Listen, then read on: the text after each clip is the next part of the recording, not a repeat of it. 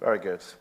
Well, just a few bits, or if you've not kind of worked it out already, then the title of my message today is By Faith. But before I dive into the message this morning, allow me just a couple of minutes to give you a heads up on a few bits so that we're all just singing off the same page in terms of as we go forward. Before I do that, let me just say thank you to all of you that came last Sunday to Blue Court School. It's not always easy when we're not in our own building and some of us don't have transport or you've had to arrange something, but it was an amazing morning together with just a fantastic presence or sense of the presence of God together as we crammed 350 people into that school hall. And I just want to encourage you that on mornings like that, do make an effort. You will miss out if you don't come on mornings like this. And if a crowd's not your thing, then we'll create some space for you. So there was an overflow room where you could have watched the service on a screen, or we opened the doors so there was a few people sat in the foyer. But it just means that you get to connect with people, you get to see the bigger picture of what we're a part of in terms of the NG, and I'm just really grateful for all of the leaders and for the churches that we can gather together and just every so often. It's good to gather as family like this, but twice a year to gather as the wider NG family and lift up a shout and declare something great across our city is an amazing morning to do. We gave an opportunity last Sunday, and you may have noticed in the information booklets that last month's missions offering was going towards the Bulgaria mission.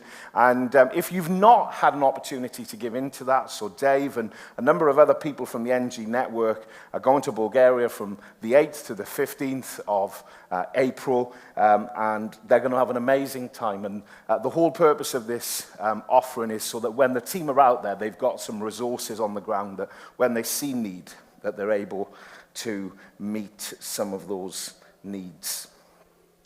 Next Sunday, we've got two things after the service running. First of all, we've got a serving gathering. And what we're trying to do is we're trying to gather the people in the life of the church that don't currently serve on a Sunday morning.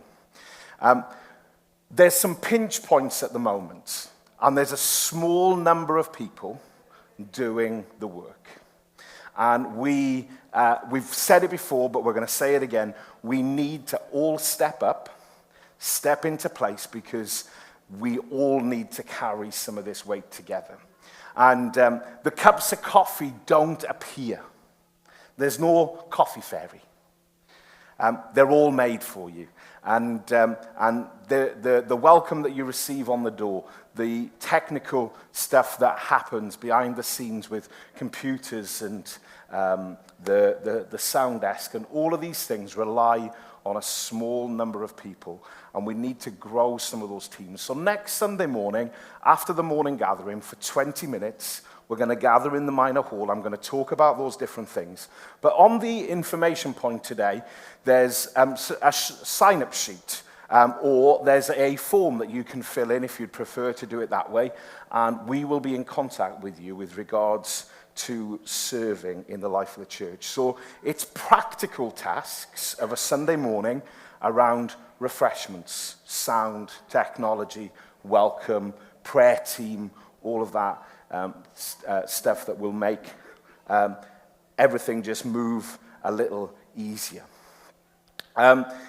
We've also got our newcomers Sunday next Sunday.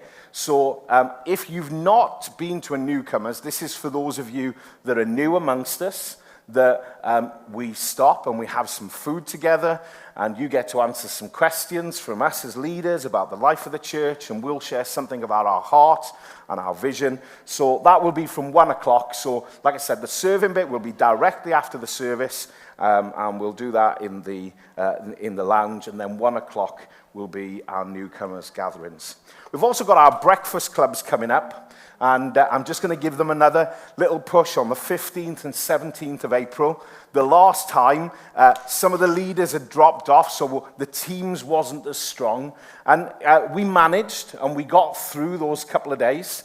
Dave's actually going to be away on the first day of the Breakfast Club in Bulgaria, but if you're around, if some of you can just step up, and again, it's just around sitting with some of the families, sitting with the kids, loving on them, serving in practical ways, and that would be really helpful. And then towards the end of next month, we're all going to stop and we're all going to have a bring and share lunch together. And we're just going to do something slightly different on that afternoon where we're going to stop and you're going to get a chance to ask us some questions. Now, we're not going to go deeply theological on those days, okay?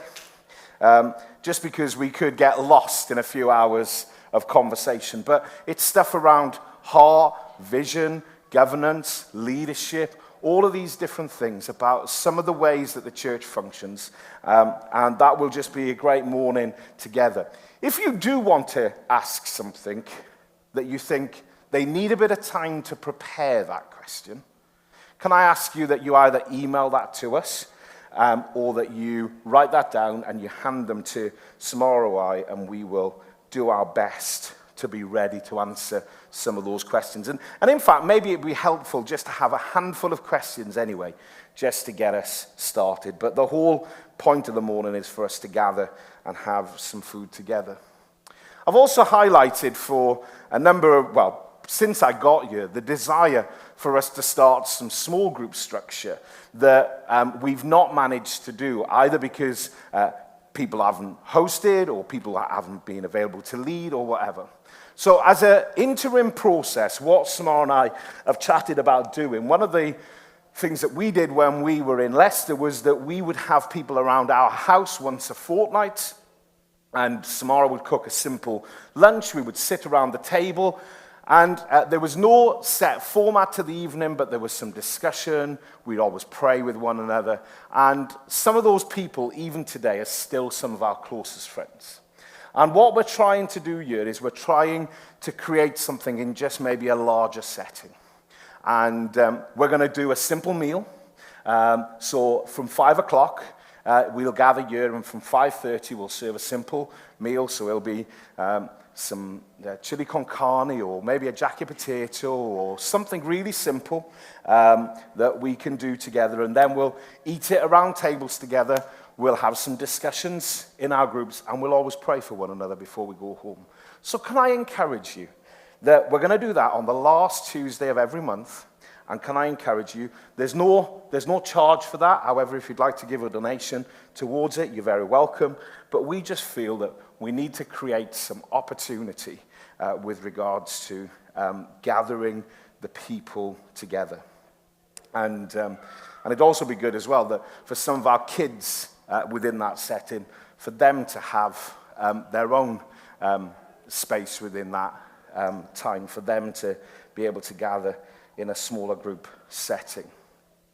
Also, can I just say that I know there's a couple of people that have talked about baptisms in the past. I was thinking this last week, wouldn't it be amazing that on Easter Sunday we had a baptism service? So if you've never been baptized, or if your child maybe has been talking to you about baptism, then come and speak to us, and we would love to do that. Finally, before I preach, can I just update you on Ivania and Carla? So for those of you not on our WhatsApp group, you will be slightly behind the curve, but Ivania and Carla are Raina and Hector's children. A week last Thursday, they went to the immigration office in Loughborough, and they found themselves being detained. We were aware that there was an issue with the paperwork, and we'd been already communicating with the solicitor and the Home Office, but for some reason, some of that paperwork's been lost in the process of it, and there's some delays with regards to that. And then some of the paperwork wasn't completed properly, so we've needed to go back with some of that stuff as well. I said in our prayer meeting this morning that I've very much been walking alongside the family with regards to this, and I felt completely inadequate for the last 10 days. I felt like I've been walking a path that I've never walked before, and trying to push and get us somewhere. But on the day that we found out, the first thing that Samara and I did, Raina was here at daytime as we took her home, and we sat them down and we told them what had happened, and we stopped and we prayed. The second thing that I did was I sent a message to you guys that are in our WhatsApp group to pray. They sent messages out to friends. We sent messages out to other leaders and whatever. There are people praying everywhere, and we're doing all that we can. But let's continue to pray that God will just give us some victory, and that he will break in a way that only he can. Which leads me into my message. By faith. The last number of weeks, the Lord's been speaking to me from these verses in Hebrews chapter 11, and I've just done some studying around this whole thing of faith and this journey of faith. And in Hebrews 11 and chapter 1, it says this: faith shows the reality. I think we've got some music. Is it there? That's fine. Faith shows the reality of what we hope for. It is the evidence of the things that we cannot see. And through their faith, the people in days of old earned a good reputation. What amazing words in that last part of that verse. In the days of old, the people earned a good reputation. Let me start by asking you a question this morning. What are you hoping for? What are you hoping for? A number of weeks ago on our Tuesday prayer gathering, we got to praying for the prodigals. Many of you will know that my eldest daughter, Karis, isn't walking with the Lord at the moment, and that's a burden for Samara and I, but not just for us. We're aware of others that have walked away. Friends that was key in me finding my faith that no longer walk with God. And we often find ourselves praying that the Lord would bring the prodigals on. What are you hoping for? Just over 2.5 years ago, Samara and I came to lead the People's Church. And you know, when you dream and when you hope and when you have seen God do some things in what you've done before. And we're so grateful for the thankfulness of God, for the faithfulness of God. And we're so grateful for all that he's done. But there's so much more longing, hoping in our hearts. I talk about Ivania and Carla this morning as I drove Raina and Hector to Manchester a couple of weeks back to visit them just after they'd been taken in.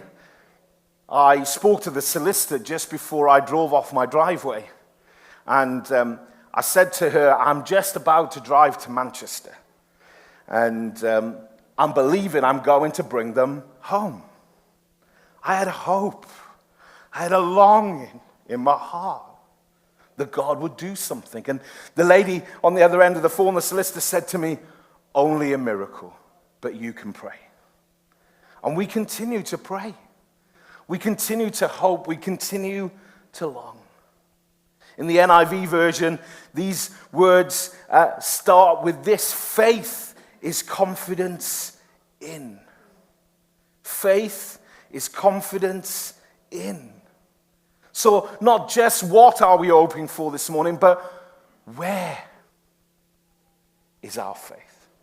In who is our confidence? And these scriptures in Hebrews, and time won't allow this morning, and I may do a couple more sessions around this whole thing of faith, but allow me just to kind of give you a snapshot this morning. The scriptures in Hebrews chapter 1 give us examples of people who lived by incredible faith. They had hopes, they had dreams, they had longings in their hearts, and as they put their faith and trust in God, we see some amazing examples and stories of where faith come into action. It says, by faith, the universe was formed at God's command. And we live in an amazing world today that as we step out and we feel the heat of the sun and we see the leaves growing back on the trees and we see the beautiful blue skies, and in a few weeks' time we'll find ourselves on the beach in Norfolk, and then we're off to Brazil, and we just admire the creation of God. And I believe that in 6 days God spoke, he created the world, and on the seventh day he rested. By faith. He spoke and things came into being, and God is still speaking through his people things into creation. It says, by faith, Enoch, who walked so closely with God and then was no more, taken by God. And the Bible tells us that he pleased God. I wonder whether there's a longing in our hearts to please the Father this morning. But it says this, that it's impossible without faith to please God. What are we hoping for? Where is our faith? Who is our confidence in? By faith, Noah built a boat on instructions of things that had never happened before. Built a boat to the dimensions and the plan that God had given him. And then invited all the animals in his family into the ark where they were saved. By faith, not by sight. He couldn't imagine what rain would be. He couldn't imagine what floods would look like. But he took action on the word of God by faith. He obeyed and saw things that he'd never seen before. But by faith, his family was saved. By faith, Abraham left everything in order to follow after God. To sacrifice everything that he'd ever known, to surrender every friendship and relationship, and to move on. And sometimes it's easy when God gives you a destination or a GPS point to go to in the next place, but when God says, do this and just obey.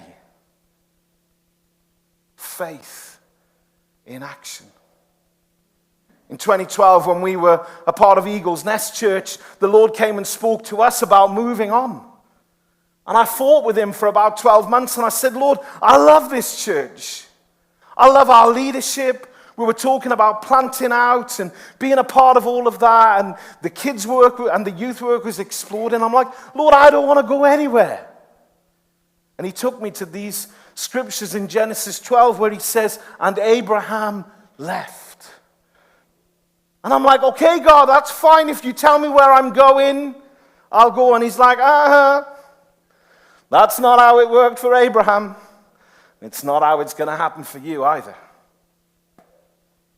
I remember a few weeks later sitting with John Fahey and Julian Bond and talking to them about my life and about moving on. And the Lord had spoken to them. And 6 months later, we find ourselves in a place where we'd not thought about going.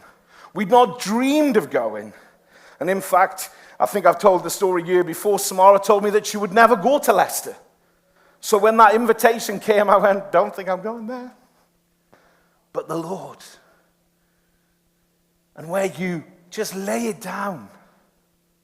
It's been a story of our lives for Samara in 2000, coming to Bible college here and leaving her family, leaving her friends, leaving everything that she'd known to give it all up to say, God, I'm yours. In 2003, when I'm working out the back of a little Daihatsu little van, and I'm serving eggs and bacon and different things to the communities of South Wales, and the Lord comes to me and says, I'm going to give you an opportunity. And just a few weeks later, I found myself on a phone call with a man called David Hind inviting me to Nottingham. I loved Wales. I love being 30 minutes from so many beaches that I could have been there. But I sensed the call of God upon my life, and we stepped out and obeyed God. To sacrifice, to surrender, to give up. It's easy to give up those things that we've got plenty of. That doesn't impact our lives. That doesn't cost us anything. But to come to a point where it's going to cost us something to live this life of faith. Read on that by faith, Sarah believed the promises of God, even in her old age and though she was barren. Belief, faith, in the midst of the impossible, to see the power of God at work in her life. And as I thought about this, I thought about Abraham. Because Abraham, in the previous verses, kind of left everything, gone off, followed God, the plan of God, and yet in this moment, he laughs. When we read it in Genesis 16:17 about when God said about him and the nations coming through Isaac, it tells us that he laughed. I'll touch upon it again in a moment, but as we walk this journey of faith, we will have moments of doubt. We will have moments where we think, Lord, it is gone. It's past. It's impossible. But Sarah believed the promises of God. Then we get to verse 13 and it says, all these people died still believing what God had promised. You see, they'd seen something of the fulfillment of the promise, but they didn't see the full promise. They looked out, they looked ahead in faith.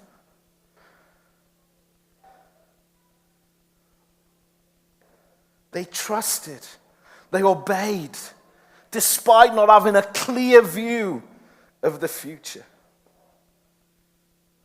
Then he talks about Abraham sacrificing Isaac. I'm so glad that he didn't stop at the moments of doubt. Where he'd come, Lord, this part hasn't happened.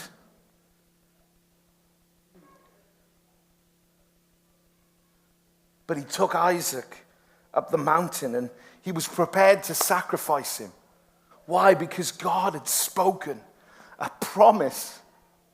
And as he looked back and he'd seen the faithfulness of God, he knew that God would have a different solution. By faith, Isaac. By faith, Jacob. By faith, Joseph. By faith, Moses. And then we get to verse 32 when we read these words. And how much more do I need to say? It would take too long to recount the stories of faith of Gideon and Barak and Samson and Jacob and Japheth and David and Samuel and all the prophets. By faith, these people overthrew kingdoms. They ruled with justice and received what God had promised them. They shut the mouths of lions. They quenched the flames of the fire. They escaped the death by the sword. Their weakness was turned to strength. And they became strong in battle and put whole armies to flight. You see, by faith, God is still speaking today in and through his people. He holds the whole world in his hands. By faith, we can choose to please God. It's not our religious beliefs. It's not in the systems or the things that we've been taught about, but it's simply with surrendered hearts to him. By faith, we can obey him. That whatever he asks us to do, whatever the cost that it will take us, we will know that he has been faithful. To sacrifice, to give up. I was sat in the prayer lounge, or in the lounge a few weeks ago with Marian from the King's Village in Ghana with all the other senior leaders. A lady that gave up everything because she saw a plot of land and she had a dream and a hope in her heart to make a difference in people's lives. We must count the cost. You see, we can believe God because of the promises that he's spoken to us. Even in barrenness, if God has said it, he will do it. He's parted the seas before and he will do it again. And he calls us to a position of faith to march around these things, to circle them. As I prepared this message, in fact, I'll talk about that in a minute. In 2 Corinthians 5:7, it says this: "For we live by faith, not by sight." How many of you knew that if we know everything that we know now, when God's called us to something, we probably wouldn't have done it? And this is why he calls us by faith. It's a faith step. It's not a sight step. It's a faith step. Living with a clear view of the promises of God, even when what we see doesn't add up. It's foundational to our Christian faith. It maintains our hope. It gives us perseverance and a sense of purpose. Living by faith requires courage, patience, resilience, moments of fear and confusion. Doubt is a natural part of the journey that we must face and overcome. Faith at its core is a deep sense of trust and belief in our God. And as we trust him, the peace of God that passes all understanding will rule in our hearts. Wholehearted trust that as we look back and we see the faithfulness of God in our past, we can look forward in faith, knowing that he will be in our future and that he has gone ahead of us. Moving forward with confidence when the path ahead is not clearly visible. Faith involves surrendering our own understanding and relying totally on him. Faith requires us to take risks, to step out, to get out of the comfort zone, to not live in this place where we just feel nice. The amount of people that we speak to today that kind of they sometimes say, "I'm just not feeling it. I don't know what we need to feel."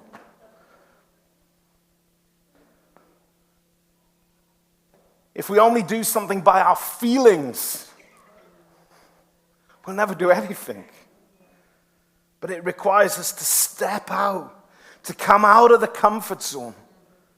And as we step out in faith, it will cultivate something in us. Our gratitude will increase. Our faith will increase. Our courage will increase. Our resilience will increase. As we walk in tune and step with the faithfulness, commands of God in our lives.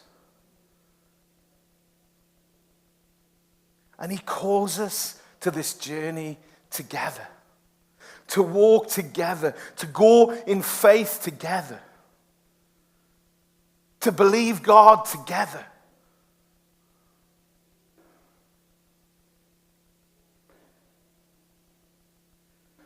I love it when my iPad does stuff that it shouldn't.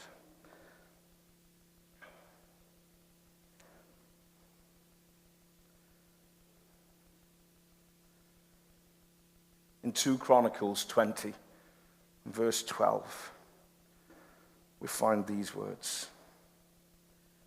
We do not know what to do. We don't know. We don't know what to do. But Jehoshaphat says this, but our eyes are fixed on you. And in chapter 2 of Chronicles, it recounts the story of Jehoshaphat facing a vast army.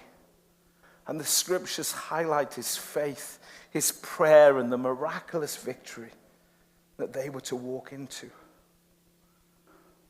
But we can learn some lessons from this. It says, firstly, he sought the Lord.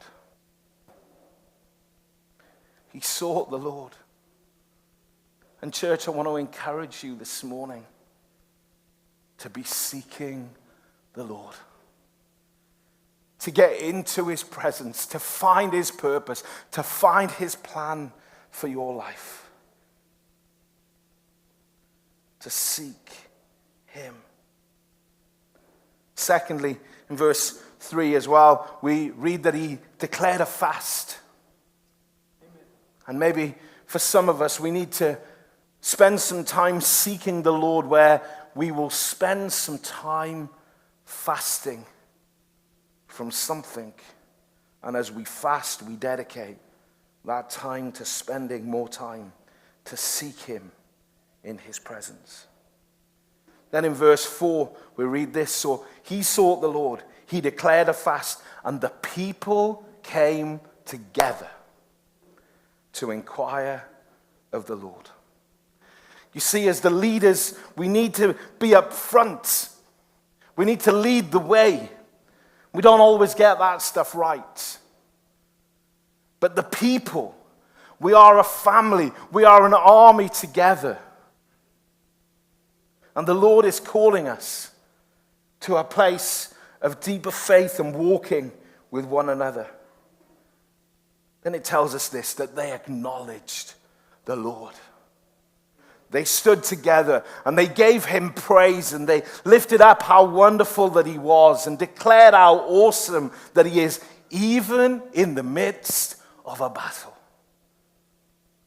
You see, sometimes when we're in the midst of a battle, we go into our little corners and we find our little pieces, and we grumble and we mourn and we're upset with God.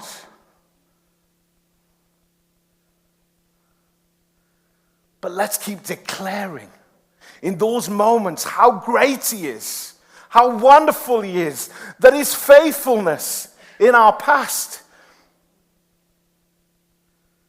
and that we're dependent and reliant on him for our future. It says that they remembered the faithfulness of God. They looked back.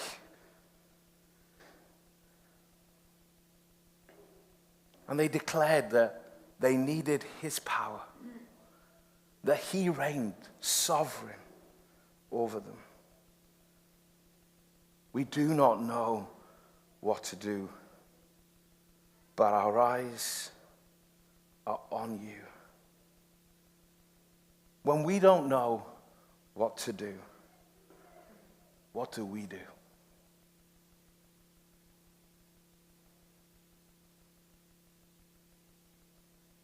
When we don't know what to do, what do we do? Are our eyes in the things of the natural? Are our eyes in the impossibilities? Or are our eyes on him? And to live by faith, that if we just lift our gaze, we change our perspective, we see breakthrough in the power of God. I'm here to tell you today, church, keep your eyes on him.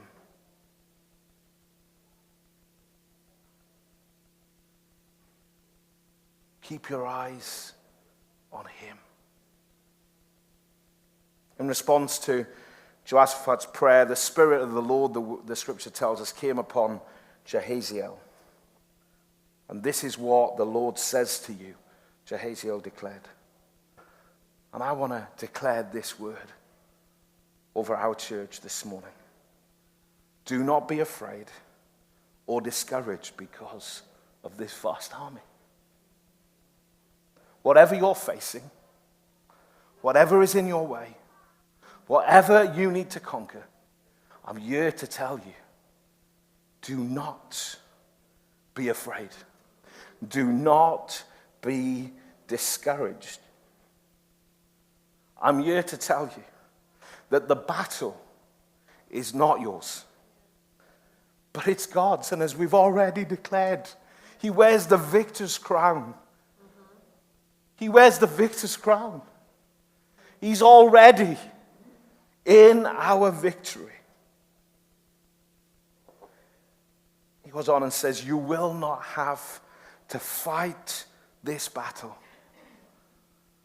I don't know about you, but I find that really tough. My eyes are fixed on him, but sometimes I just feel like I need to help him.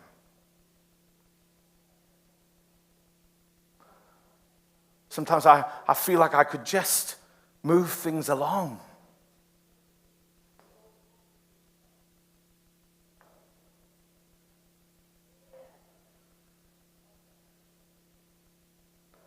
And I'm not discarding that I believe that there are natural things that we should and we shouldn't do. But he goes on and says this: take up your positions, stand firm, and see the deliverance that the Lord will give you. Take up your positions, stand firm, and see the deliverance that the Lord will give you.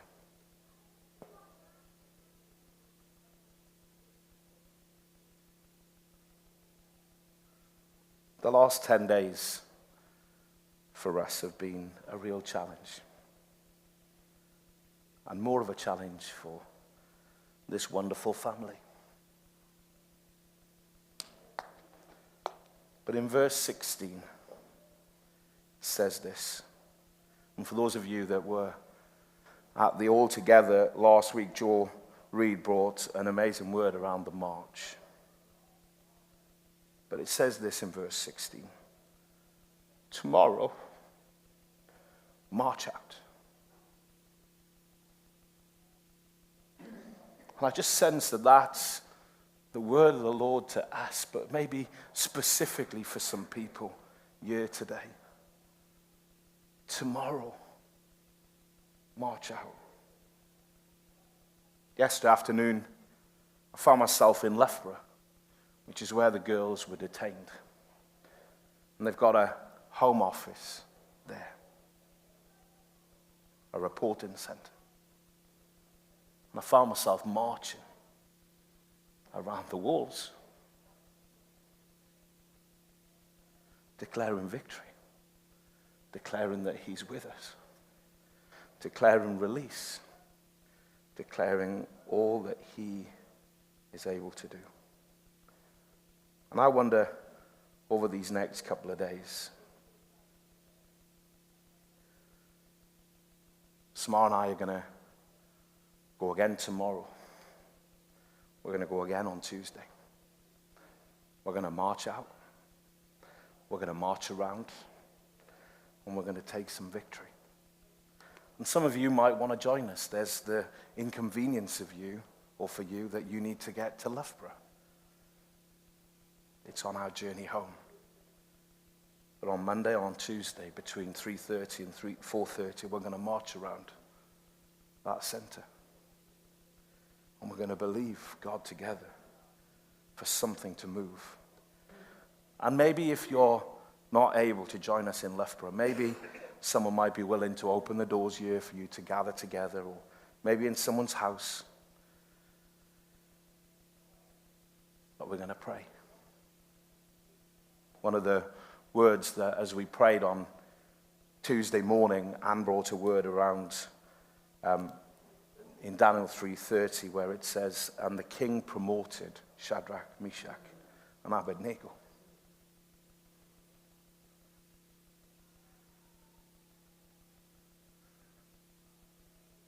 And just believe that in their release that they would be promoted and a declaration being made.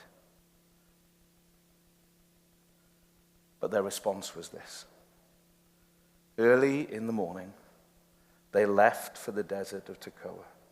And as they set out, Jehoshaphat stood and said, listen to me, Judah and all the people of Jerusalem. Have faith in the Lord your God, and you will be upheld. Have faith in his prophets, and you will be successful. After consulting the people, Jehoshaphat appointed men to sing to the Lord. And I'm going to invite our worship team back up right now. And we're going to sing to the Lord. We're going to praise him as they did in the splendor of his holiness. And as they went out,